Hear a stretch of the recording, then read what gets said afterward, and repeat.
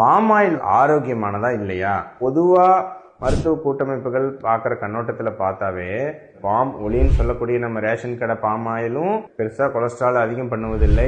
அப்புறம் ஏன் இந்த ஆயிலுக்கு இவ்வளோ பயம் அப்படின்னு வந்து கேட்டா, இமேஜ் ரொம்ப பயங்கரமான ஆளா இருப்பாரோ. ஃபர்ஸ்ட் ரேஷன் கடையில் அது விநியோகம் பண்ண ஆரம்பிச்சு, கவர்மெண்ட்ல தான் கொடுத்தாலே அதெல்லாம் மட்டமானதுப்பா அப்படின்னு ஒரு எண்ணம் இருக்கும் இல்லையா? அந்த தாட் தான் ஒரு புவர் மேன்ஸ் ஆயில் அப்படின்னு சொல்லக்கூடிய அந்த இமேஜ் வந்து இதுக்கு செட் ஆயிடுச்சு. கொஞ்சம் இந்த சேச்சுரேட்டட் கொழுப்பு இன்னும் மற்ற ஆயிலை விட கொஞ்சம் கூடுதலாக இருக்கனால ஐயோ இது மோசம் அது இதுன்னு சொல்கிறோம். இதை விட அதிக சேச்சுரேட்டட் கொழுப்பு இருக்கிற தேங்காய் எண்ணெய் நம்ம நல்லது அப்படின்னு சொல்கிறோம். இதோட ஈக்குவலாக மூஃபா ஆயில் இருக்கக்கூடிய கடல் எண்ணெயை நம்ம ரொம்ப ஆரோக்கியமானதுன்னு சொல்கிறோம். அப்புறம் இந்த பாம் ஆயிலை மட்டும் ஏன் நம்ம பாவமாக பார்ப்பானே? ஸோ பொதுவாக தேங்காய் எண்ணெயில் கிட்டத்தட்ட 92% சேச்சுரேட்டட் ஃபேட். அந்த பாம் ஒலின் அந்த ஆயிலில் வந்து பார்த்தீங்கன்னா சேச்சுரேட்டட் கொழுப்பு ஒரு 40லேருந்து 42%. இதே நம்ம கடல் எண்ணெய் எடுத்துப்போம், இதில் வந்து சேச்சுரேட்டட் கொழுப்பு வந்து பார்த்தீங்கன்னா 15லேருந்து 20%. பாம் ஒலின்லையும் கடலை எண்ணெயிலையும் ரெண்டுலையுமே 40லேருந்து 45% மோனோ அன்சாச்சுரேட்டட் ஃபேட்டி ஆசிட் மூஃபாங்கிற ஆயில் தான் இருக்குது. இது பயங்கரமாக கொலஸ்ட்ரால் அதிகம் பண்ணணும் அல்லது ரத்தத்தில் கொலஸ்ட்ரால் அளவு அதிகரிக்குதோ அப்படின்னும்